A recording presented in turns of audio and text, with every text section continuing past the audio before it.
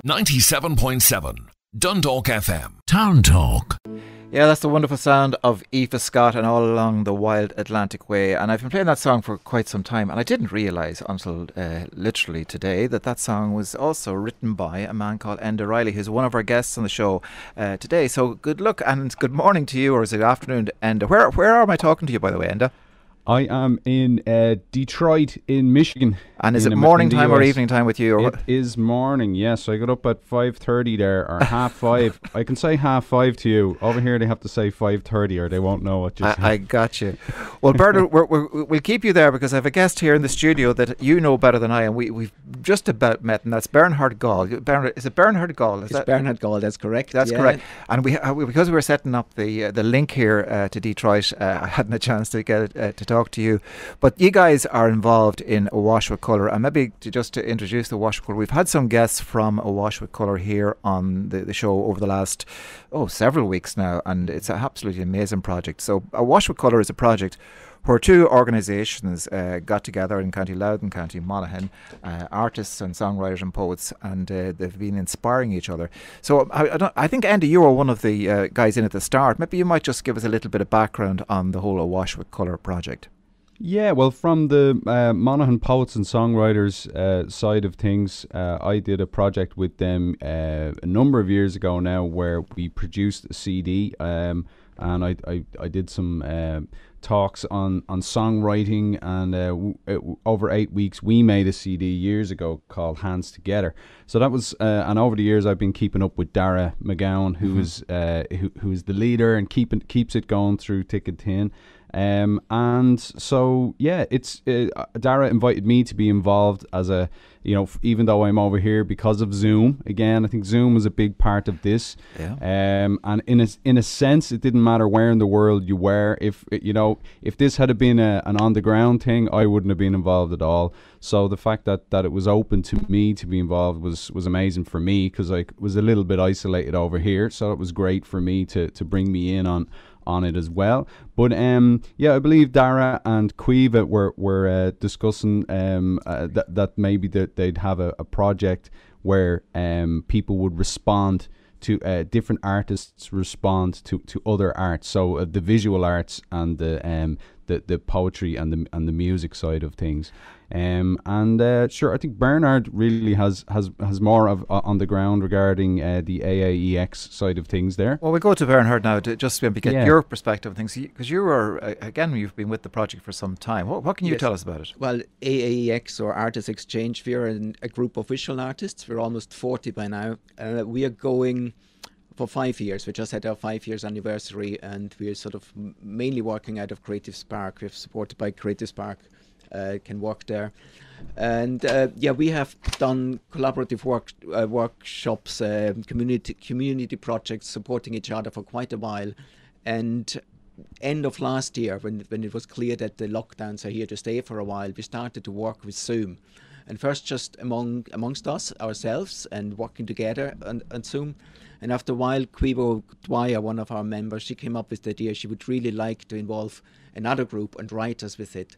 So there we had the connections via Julie Corcoran, another of our members, with Dara McGowan from the MOPOSOGS, the Monaghan Poets and Songwriters group. And it went very quickly from then. It was easy to be set up. And I think, as Enda said, like Zoom had a lot to do with it. I think by that stage, so beginning of this year, everybody was accustomed to using Zoom. Everybody was able to use it. So the whole world had to get used to Zoom. The whole world, yeah. And it was a large group too. We had 21 artists and I think 16 writers. So that's a lot of them. We would never have met in person, but over Zoom it was doable. It was very, very interesting, very enjoyable. But the whole principle, or the whole idea of artists from different backgrounds or different disciplines, I suppose, inspiring each other in different ways. So poetry inspiring paintings and songs, and vice versa. It's amazing. Could I go back to Enda, because you I suppose have mixed up your performances as well in the past. I mean, you performed with Stephen James Smith at one stage, didn't you? I did, yeah. I performed in the Spirit Store in 2018 with Stephen. We had a lovely evening there, and we did a tour of England and of Ireland as well at the time. And Stephen has gone from strength to strength with his poetry, and he has been up in Monaghan as well. Stephen has shared his insights on poetry with the Monaghan Poets and Songwriters group over the years as well. And didn't you do an album based on the poetry of Yeats? Yeah. So when myself and Stephen did an album, it was kind of more inspired by Ireland, as it were, you know, and there was a bit of Gaeilge. He had a poem on there, Misha Éire and the Lake Isle of Innisfree. So there was a bit of Yeats on there. Okay. Subsequently, I made a kind of digital album with about 20 Yeats poems on it. So that's called Whorls, Whorls. Brilliant stuff. Yeah. So that's it. So poetry has always been a part for me. So when I was asked to throw something in, I had a song called, which one was the one again? It's called Keep a Trickle Flowing, and I kind of thought it was apt for the times we were in. The song, I had written it for when, you know, when you're not feeling at your best, and you want to just, the idea is, you know, the river isn't raging, you know, you don't have all the energy you'd like, but just try to keep a trickle flowing, and that'll keep you going, and keep the trickle flowing when the river is in drought. That's the lyric. Yeah, keep so the spark glowing. Yeah, very Yeah. apt for the COVID times for sure. And but were you then, Enda, in this particular Awash with Colour exchange, were you the inspirer then? You provided the song, and Bernhard then had to produce right, something. Exactly. Okay. Yeah, so I just felt that there was a couple of images in there that might be of use, and then Bernhard went and did an amazing piece. Okay, so we'll go back to Bernhard, because I'm familiar now with the way you guys have operated as being twins. So you're twinned with Enda. Yes. He's over in Detroit. Yes. He's on Zoom. Did you hear the song? Did you get the lyrics? I first just got the text. Text, and okay. I actually thought it was a very interesting project for me. It was quite daunting in a way, because we were assigned texts and artists at random, so we didn't choose our thing. And when I just saw the text first, and I struggled. Not that I didn't like the text, but I struggled to relate it to what I normally do as an artist. Yes. And just reading the text, I read it several times, but then eventually I found a YouTube recording of it. So I got the song to hear, and that put quite a different dimension to it, and made it I've made it easy for me to actually find my way to it. You know, I think that was one of my key experiences of working with all these writers, that they're all performers. You know, some of them are songwriters, but some of them are just poets, or even if they read prose. It was amazing to see how they differ in the way they present things from how we visual artists differ in presenting things. So from your reading of the lyrics of the Yes. song to then hearing it on YouTube, things start to go into your head. Yes. And how do you get it from your head to what's in front of me here now, which is a piece of art? Yeah, well, I'm usually an abstract painter, and I paint Right. sort of large scale gestural paintings. And my first thought was, whatever I do normally, it really doesn't do the song justice at all. So I had to dig deeper and find something else, which put me quite out of my comfort zone. At the same time, it gave me permission to do something quite different than I normally do, you know, in that context. And can I just check, Yes. throughout all this process, you guys weren't tic-tacking back and forth. You weren't No. talking to Enda and he to you and saying, this is what it means and this is what you should do. No. Or it was all down to you based on just the Yes. raw song. I think we had some discussions before. What do we provide the other way around as well? What do we provide as artists to the writers? And we Okay. said we just keep it just to the artwork and the title maybe, but no explanations. And so it's really up to us to make something from So it. it's a bit like as an Enda song. He provided the spark, but Yes. basically you had to fan the spark and Yes. create the art. That's it, yeah. And I think so. What I did eventually then is I think it's the first time, as long as I can remember, I really made sort of a narrative composed paintings. Or it's actually not a painting; it's a print. It's a lino cut, but it has sort of a composed narrative structure, and picking up of some of the things that Enda was sort of writing about. It's a person being maybe a bit down, being a bit isolated, carrying a burden, if you want. Being away from his tribe or the hometown, which you see in the distance. So I had these images, it being a folk song, I had these images of the medieval, early Renaissance landscape paintings from Peter Bruegel came into mind. You know, you have the large landscapes going in the depth, and if the person in the front and the birds in the sky, you know, creating the depth. So I did the composition based roughly on that, and I put some of the elements in. You can see the fire, you can see the sunlight, Yes. you can see the eagle. On radio, apologies, you guys can't see it out there, No, but I try can to see what describe Bernard's it. describing. Yeah. Yeah, so I put the eagle in. I also put some swallows in, because I always thought, if I could fly, I would like to fly like a swallow. Right. You know, Why? Because they're agile and they're fast, incredible how Right. they can move, and they're hardly ever alone. You know? Can I go back to Enda, because you're hearing your song being described as a piece of art now at this stage. How does Right. that feel, and what was your experience when did you see this piece of art, or have you seen it even? I have, yeah, I Yeah. have it in front of me here. Yeah, it got sent to me via email, and then I was looking at it, and yeah, it was initially I was like, oh, what's this? And then you're kind of thinking of your song, and then you're getting into it more and more, and there's so much detail in it, because it's a lino print, which I don't know if most people probably don't know what that is. It's like a thick piece of lino that would be on your kitchen floor, and then Bernhard scoops away all, like it's a sculpture basically, isn't it? And then he makes a print out of it, which is amazing. So and then he's added color on top of that too. So it kind of gives it this. It's got a whole feel to it, and then there's a man in there playing guitar, which I guess is me, and then he's got the sun in the background peeking out, and so there's a lot going on in there, and I think it's great. I'm loving it. I think you he's did a great brought your job, song, with Bernhard. no disrespect to it, even a different level almost, with the sort of interpretations he's putting into the song for you. Yeah, it's great. Yeah. So, So- this now is, art-inspiring art, I suppose, in different ways. The piece that we're looking here in the studio, Bernhard, that's going to go on exhibit at some stage in Blaney, am I right? Yeah, we have an exhibition of all of the works and all the texts in Castleblaine in the Intas. Right. The opening night is the 9th of December. Okay.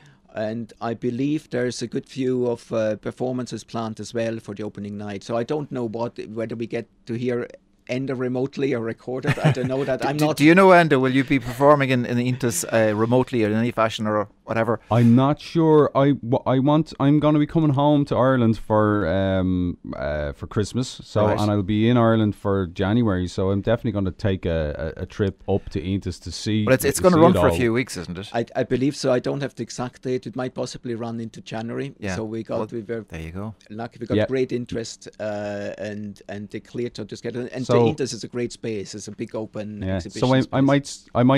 might sing it whether I'm allowed or not. Well, even if there was no one there, you could stand beside the painting Exactly. and sing Yes. and sing the painting. Yes, indeed. Yeah. Is this a first for you, Enda, to have one of your songs turned into a piece of art in this way? Yeah, I think it is. Yeah, Right. Yeah, it is. Well, I mean, with every with different albums, you have your album art, which sometimes is made of photos. Or I've collaborated with. This one here was with Peter Maguire, Right. who's a glass And it is showing artist. me on the screen here, which I can see the covers of some So of his albums. I yes. was holding up a pane of glass, and Ah. this is art that he has put into it, which is Right. actually real. So, I've collaborated with other artists before, or this was with Mark Flynn, who Yeah. did photography, and then kind of messed with the film, and but that not with a particular song where somebody has really gone into the song and made brought this Right. brought the song alive. For me, when I work with poetry, Yeats's poetry, I always see I'm taking Yeats's words off the page, and it kind of becomes three-dimensional when I sing it and make a song out of it.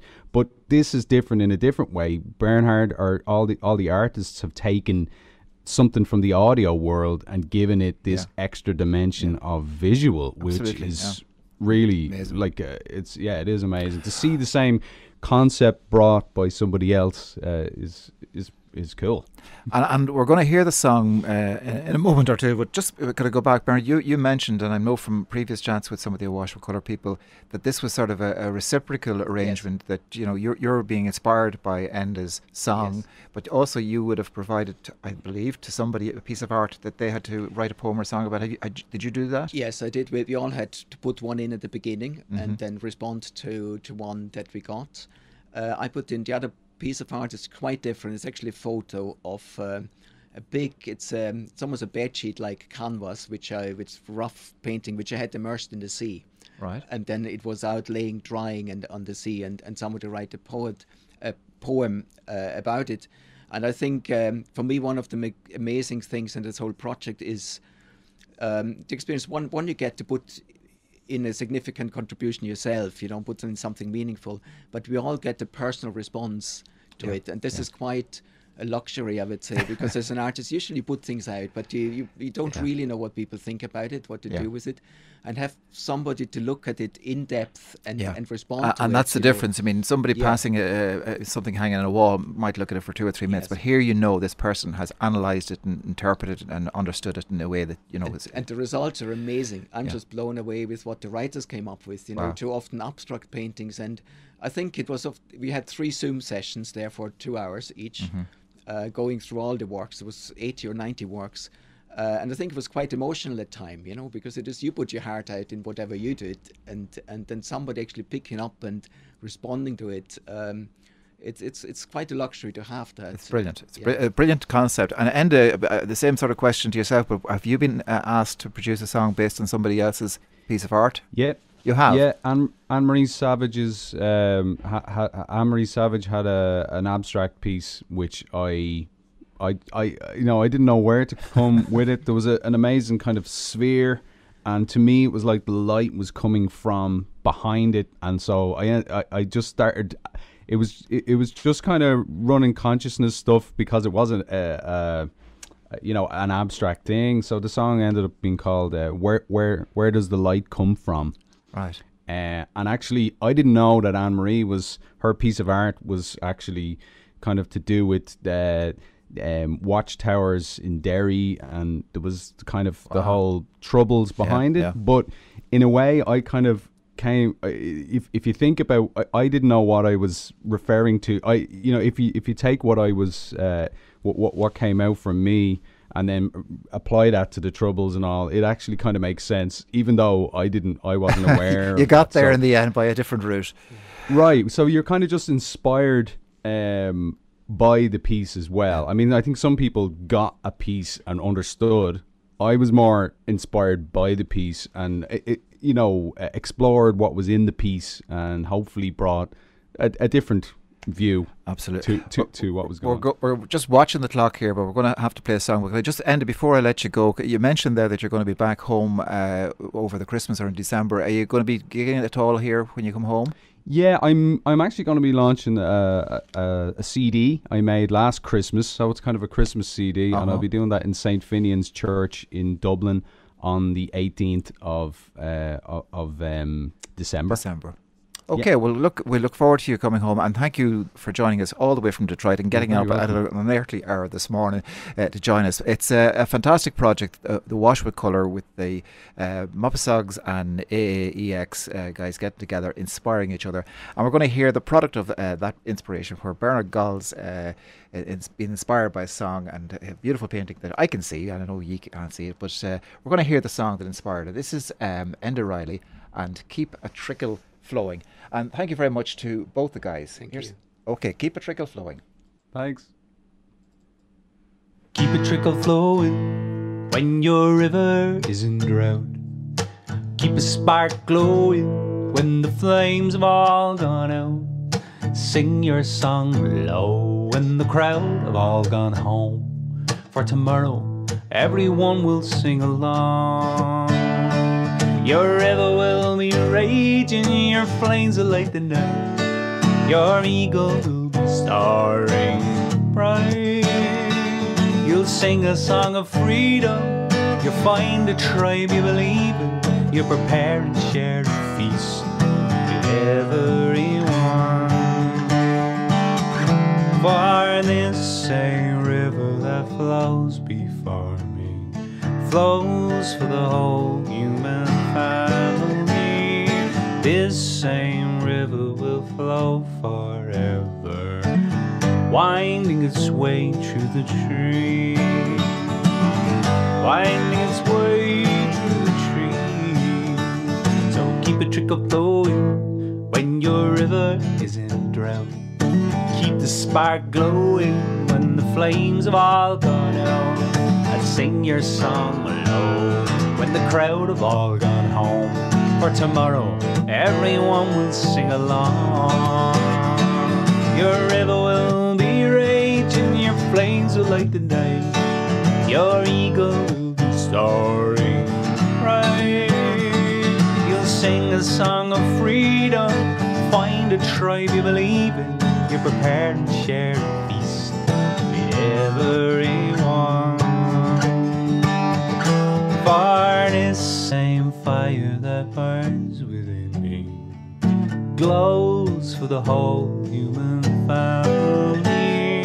This same fire will burn forever with the breeze that blows through the trees, with the breeze that blows through the trees, with the breeze that blows through the trees. So keep a trickle flowing, keep a spark glowing, keep a trickle flowing, keep a spark glowing, keep a trickle flowing, keep a spark glowing, keep a trickle flowing, and keep the spark glowing.